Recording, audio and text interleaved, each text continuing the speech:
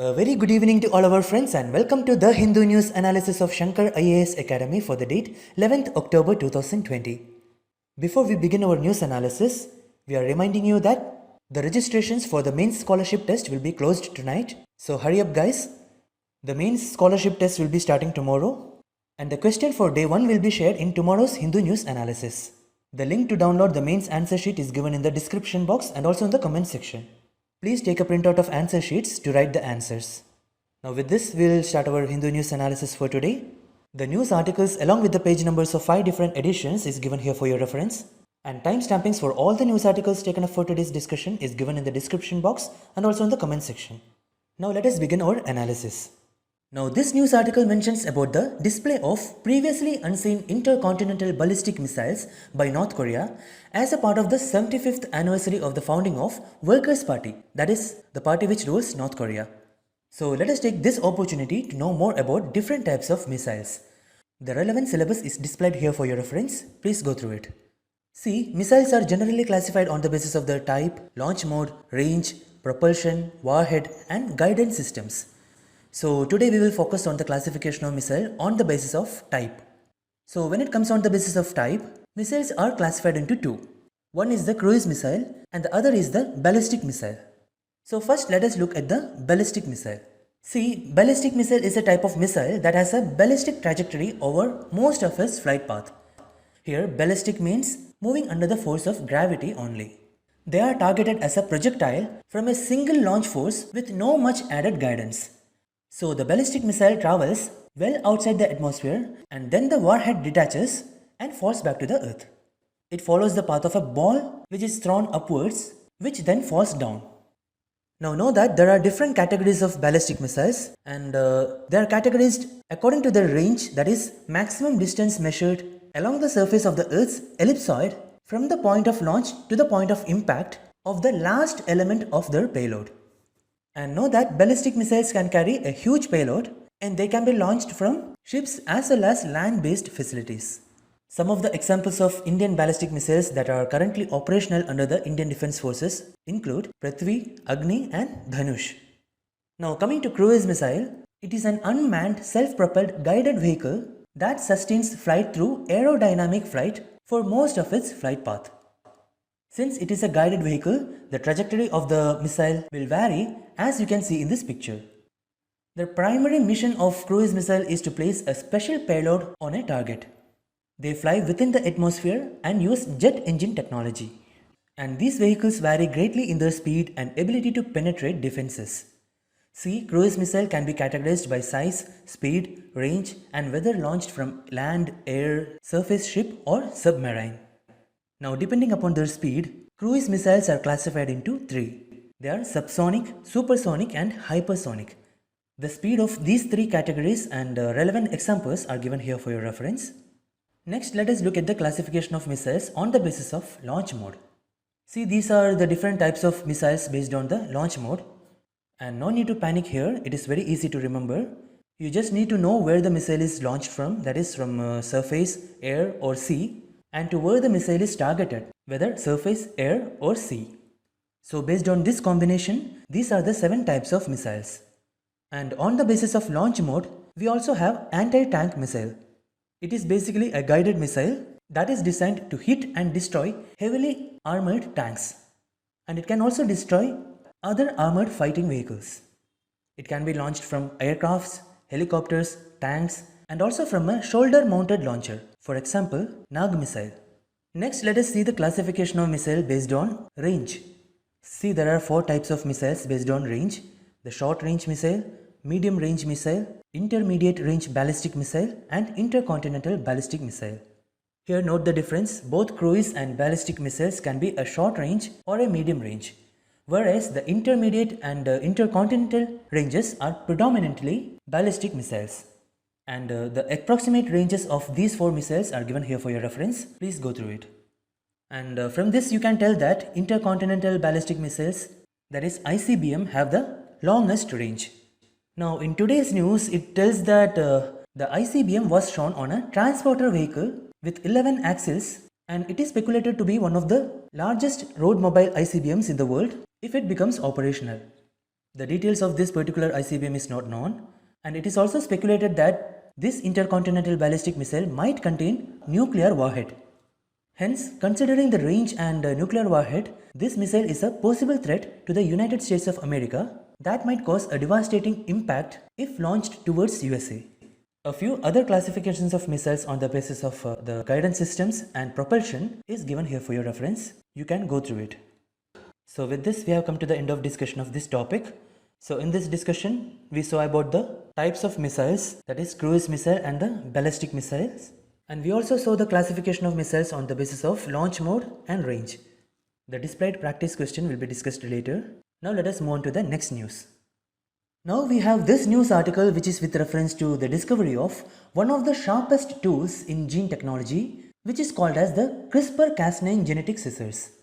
We know that recently the Royal Swedish Academy of Sciences has decided to award the Nobel Prize in Chemistry 2020 exclusively to two women, Miss Emmanuelle Carpentier and Miss Jennifer A. Doudna, for the development of a method for genome editing, and it is called CRISPR-Cas9 genetic scissors. And remember that on October 8, 2020, we covered these aspects in detail. So to refresh your knowledge on these aspects, we advise you to watch the analysis of 8th October 2020. There we discussed about what is genome editing, then the types of gene editing systems that are used at present, then about the CRISPR-Cas9 method, and also about the applications and concerns regarding gene editing techniques. So today we will avoid the overlapping information and we will provide the additional informations to you related to the CRISPR-Cas9 genetic scissors and also the news article. The syllabus relevant for the analysis of this FAQ article is highlighted here for your reference. Please go through it. First, let us see two of the outstanding features or benefits of this discovery, that is the discovery of CRISPR-Cas9 method. See, the article states that the Nobel Prize to CRISPR-Cas9 may sound unusual. This is because a discovery of a method within a decade of its discovery is rarely conferred with a Nobel Prize. Then what makes this discovery a special one? See, this is because of the game-changing potential of CRISPR-Cas9 system. This system is much easier to edit genes and also more adaptable than the existing gene editing systems such as the TALENs and zinc finger nucleases. And the Nobel Prize press release states that using CRISPR-Cas9 system, the researchers can change the DNA of animals, plants, microorganisms, etc. with extremely high precision. So this is one of the specialities. Another significant feature is that this discovery will pave way for emergence of new biological applications. This will contribute to new cancer therapies, then in treating heart diseases, mental illnesses, and human immunodeficiency virus, that is HIV infection as well. The discovery may sooner or later will help to cure inherited diseases also. Here we have given some examples of inherited or genetic diseases for your reference. See, it includes the thalassemia, sickle cell anemia, hemophilia, cystic fibrosis, Tay-Sachs disease, Fragile X syndrome, Huntington's disease, etc. So these 7 diseases are actually monogenic diseases, which means these diseases result from modification in a single gene occurring in all cells of the body.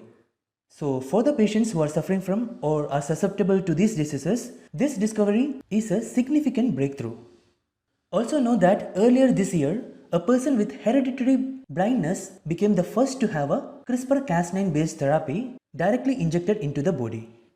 In June 2020, the CRISPR Therapeutics, which is a gene editing company, announced that patients with beta thalassemia and with sickle cell disease would no longer require blood transfusions as their bone marrow stem cells could be edited using CRISPR techniques.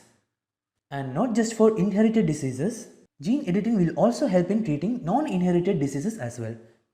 This is because the technique could be used as a genetic based intervention. So though the diseases such as HIV or AIDS is not hereditary, a genetic based intervention may give possible cure. Now let us focus on terms such as the FELUDA, biohacking and CCR5, which are mentioned in this news article. See, FELUDA is a paper-based COVID-19 testing kit which was developed by the CSIR Institute of Genomics and Integrative Biology, that is CSIR IGIB, which is situated in Delhi. And the interesting fact is that it can be used in a way similar to pregnancy test strips. The most important feature is that the results are reported as absolutely accurate, that is 100% accurate. This is because the kit uses CRISPR-Cas9 technology to target and identify the genomic sequences of novel coronavirus in suspected individuals. It is named Feluda after the fictional Bengali detective created by the Bengali filmmaker and author Satyajit Ray. See, Feluda stands for FN Cas9 Editor Linked Uniform Detection Assay. See, Cas9 from Francisella novicida bacterium is called as FN Cas9. Now, what is biohacking? See, it refers to hacking the biology of a person's body mainly by themselves. It is also called as citizen biology or do-it-yourself biology. It could be done by following specific dietary and lifestyle practices.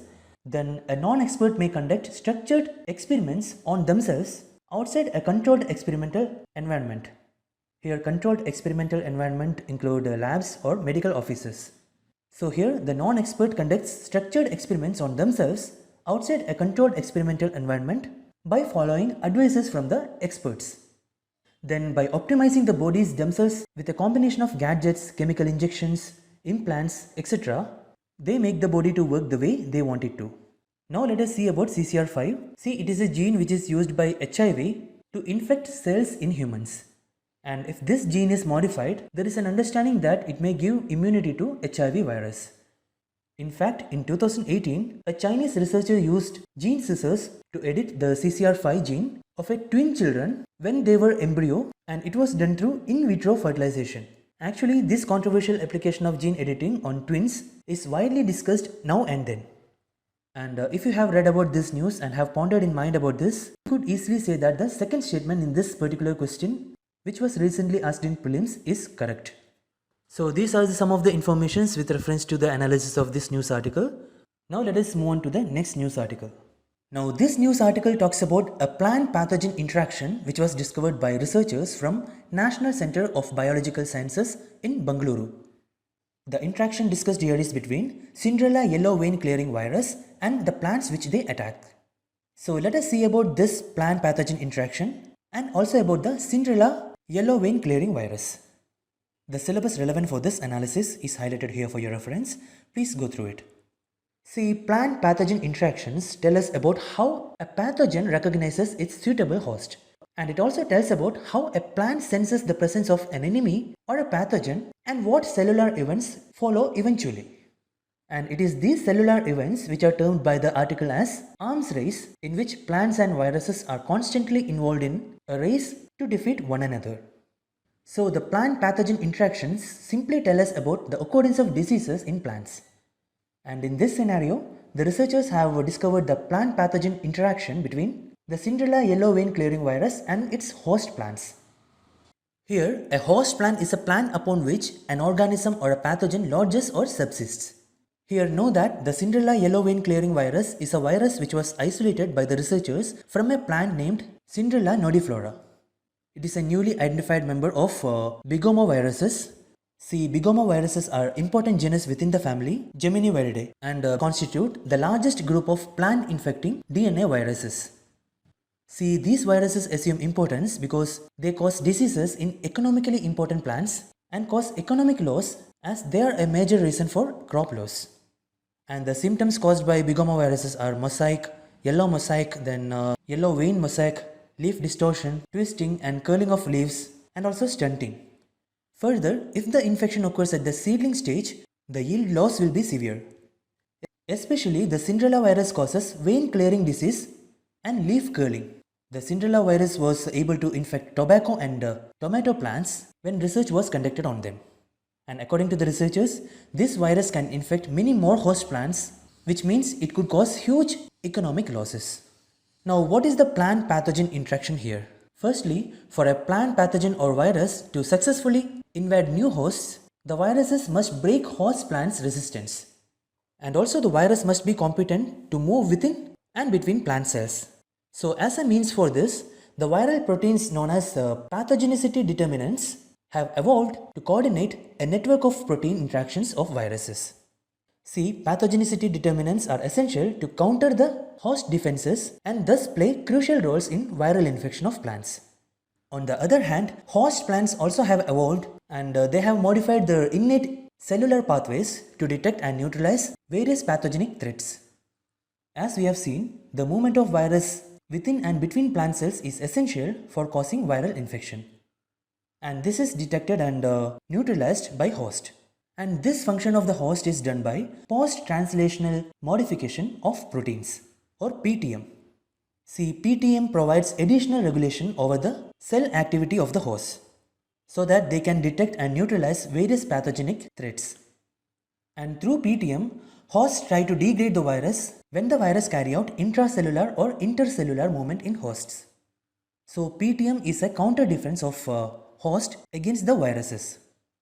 And just know that ubiquitination and simulation are some of the post-translational modification of proteins used by hosts. But the researchers have found that viruses are masters in remodeling their own cellular systems for the exploitation of hosts. So this includes the hijacking of host PTM machinery for their counter defense and also for causing infection. Here the viruses use defense mechanism of the host against themselves. So this creates a counter defense by viruses. Now in our case, the beta C1 protein acts as a key pathogenicity determinant. It is an important viral protein that counters various host defense mechanisms and act as a movement protein in bigomoviruses. To counter this beta C1 protein, our host plants carry out ubiquitination and simulation. So what happens here is, in ubiquitination, another small protein called ubiquitin is tagged to beta C1, and this will degrade the beta C1 protein. And in simulation, sumos or small ubiquitin-like modifiers are added to beta C1, and this will also degrade the beta C1 protein.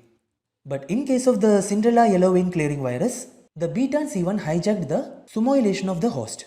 Here, the beta C1 mimics or tricks the host simulation machinery as if beta C1 is one of the host plant proteins requiring simulation. So here, rather than degrading the beta C1, simulation will protect it. So the counter defense by the virus becomes successful and it continues infecting the host. And this means if the beta C1 protein is unable to undergo this modification or hijacking, then it leads to the inefficiency of the virus in causing disease in plants. So if this modification or hijacking is prevented, plants can be protected from viral infections, and this can save us from economic losses. Also, this new plant pathogen interaction will provide newer tools to identify and generate plants that can resist viruses.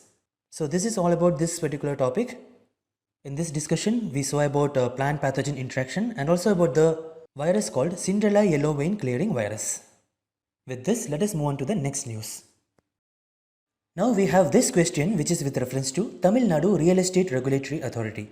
See, the Tamil Nadu Real Estate Regulatory Authority has stated in clear terms that the provisions of RERA Act are in addition to and not in derogation with other laws. And it is as per the Section 88 of Real Estate Regulation and Development Act of 2016. So in this context, let us discuss about Real Estate Regulatory Authority. See, the Parliament enacted the Real Estate Regulation and Development Act 2016. And part of the Act came into force on 1st May 2016 and the remaining part came into force on 1st May 2017 as appointed by the central government.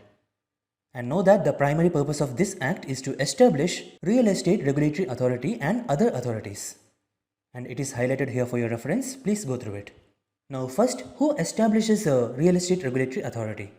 See, it is established by the appropriate government. For states, it shall be established by the state governments. And for union territories without legislature, it is established by the central government. And for other union territories like union territories of Puducherry and Jammu and Kashmir, the union territory government establishes the RERA. And for the union territory of Delhi, the Central Ministry of Urban Development establishes the Real Estate Regulatory Authority for their appropriate jurisdictions. Now coming to composition, the authority shall consist of a chairperson and at least 2 whole-time members who are appointed by the appropriate government. And with respect to term of office, the chairperson and members shall hold office for a term of not exceeding 5 years or until they attain the age of 65 years, whichever is earlier. And they shall not be eligible for reappointment. And know that all the questions which come up before any meeting of the authority shall be decided by a majority of votes by the members present and voting. And the event of equality of votes, the chairperson shall have a second or casting vote. And if the chairperson is absent, the presiding person shall have a second or casting vote. And with respect to grievance redressal, any aggrieved person may file a complaint with the authority for any violation of the Act or the rules and the regulations made under the Act. The complaint could be against any promoter, allottee or the real estate agent. And know that the authority can also take complaints on its own or suo motu and has the power to appoint persons to make an inquiry on the affairs of any promoter or allottee or the real estate agent. Here, the authority shall have powers to impose penalty or interest, and it shall be guided by the principles of natural justice. And any person aggrieved with the order of RERA may prefer an appeal to the appropriate real estate appellate tribunal. And know that any person aggrieved by any decision or order of the appellate tribunal may file an appeal to the High Court within a period of 60 days from the date of communication of the decision or the order of appellate tribunal. And the Real Estate Regulatory Authority has general functions and also functions specific to the promotion of real estate sector, which are given here for your reference. See, it includes the protection of interest of allottees, promoters and real estate agents, single window system for ensuring time-bound project approvals and clearances for timely completion of the projects, then measures to encourage investment in real estate sector, measures to encourage construction of environmentally sustainable and affordable housing, and all the other functions which are given here. And its functions also include to register and regulate real estate projects and real estate agents registered under this Act, then to ensure compliance in its regulations, orders or directions made in exercise of its powers under this Act, and all other functions which are mentioned here. Now see this question, it is a two statements question. Consider the following statements. The Real Estate Regulation and Development Act of 2016 provides for a real estate regulatory fund. See, this statement is correct. The fund shall be applied for meeting the salaries and allowances payable to the chairperson and other members of the Real Estate Regulatory Authority and the Real Estate Appellate Tribunal. See, this statement is also correct. So here they are asking for the correct statement or statements. See, both the statements are correct. So the correct answer is option C. With this, we will move on to the next news. Now have a look at this second question. It is based on this news article which discusses the effects of COVID-19 pandemic on different sectors of economy. Especially the auto sector has been significantly impacted by the pandemic. And in addition to this, other changes such as the changes in regulation like transition to BS6 norms in April 2020 has also impacted the auto sector heavily. Here this is an issue because this transition to BS6 is very expensive for the sector, and also the transition from BS4 to BS6 had to be done in 3 years in India as against the 10 years in other countries. So in this context, let us know about BS6. See here, BS stands for Bharat Stage, and BS is the emission norm which are regulatory pathway for fuel quality and vehicle emissions standards. BS emission norms are standards instituted by the government to regulate output of air pollutants from the motor vehicles. And know that through these norms, India has reduced its diesel sulfur content from 10,000 parts per million in 1996 to a maximum of 50 parts per million in 2017. Here know that BS4 norms were enforced across the country since April 2017 to 2020. And now India switched to the world's cleanest emission standards from April 1st, 2020 as it decided to leapfrog straight to BS6 emission standards from BS4 norms. See, BS6 regulation has further reduced the sulfur content to a maximum of 10 parts per million in gasoline as well as in diesel. This reduction is important because sulfur in diesel fuel contributes to fine particulate matter or PM through the formation of sulfate, and it forms both in exhaust and in atmosphere. It also leads to corrosion and wear of engine. That means it causes damage to engine. Now BS6 also mandates the reduction of benzene content in gasoline, and this is because benzene is known to be a human carcinogen. So presently, nationwide benzene limit for gasoline is 1% volume maximum. Then BS6 also limits the polycyclic aromatic hydrocarbon or PAH content. See, PAH are harmful to human beings, and one of the reasons for PAH presence in air is due to burning and incomplete combustion of diesel.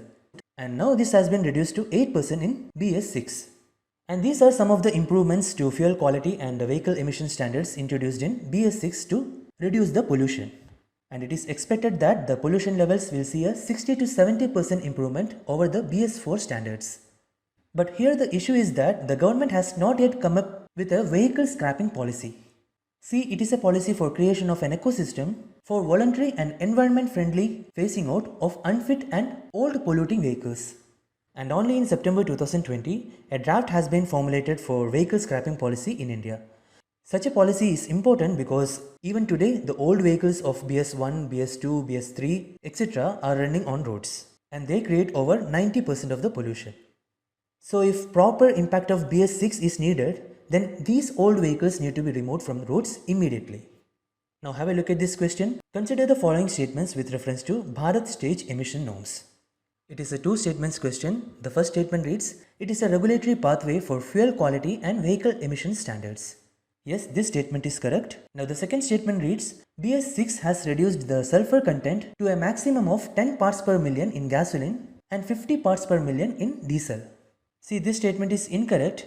The BS6 has reduced the sulfur content from 50 parts per million to 10 parts per million for both gasoline and diesel. So here we have to identify the correct statement or statements from these given statements. Here the statement 1 is correct and statement 2 is incorrect. So the correct answer is option A, 1 only. With this, we'll move on to the practice questions discussion section, which is based on today's news analysis. Now see the first question. Consider the following statements. Intercontinental ballistic missiles have the longest range of flight among the missiles. See, this statement is correct. The second statement reads, BrahMos is a type of cruise missile. Yes, this statement is also correct. And the third statement reads, Nag is an anti-tank missile. Yes, this statement is also correct. So they are asking for the incorrect statement or statements. See here, all the statements are correct. So the correct answer is option A, none of the above. And here is the second question. What is CCR-5 that is often mentioned in news? See, the statement A reads, the code name for the first indigenous anti-radiation missile of India. See, we know that the first option corresponds to Rudram-1, which is the first indigenous new generation anti-radiation missile of India. And remember, we discussed about Rudram-1 in our yesterday's news analysis. And the second statement reads, first dedicated Indian astronomy mission aimed at studying celestial sources in X-ray, optical and ultraviolet spectral bands simultaneously. See, the second statement corresponds to AstroSat, which was launched by ISRO in September 2015. And the third statement reads, first Indian mission to study the sun. See, this is Aditya L1 mission. And the fourth statement, that is a gene associated with HIV acquisition and disease progression in human beings. Yes, this statement is the correct statement. So the correct answer is option D. Now we have this previous year question, Prelims 2020. Consider the following statements. It is a 3 statements question. Genetic changes can be introduced in the cells that produce eggs or sperms of a prospective parent. Yes, this statement is correct. A person's genome can be edited before birth at the early embryonic stage. Yes, this statement is also correct. Human-induced pluripotent stem cells can be injected into the embryo of a pig. Yes, this statement is also correct. The correct answer is option D, 1, 2 and 3. And here we also have a previous year question which was asked in 2019. What is CAS9 protein that is often mentioned in news? See, the correct answer is option A, a molecular scissors used in targeted gene editing. Now see this question, which of the following statements is not correct with reference to bigoma viruses recently seen in news? See, the correct answer is option D. Here option A says that they are important genus within the family Geminiviridae.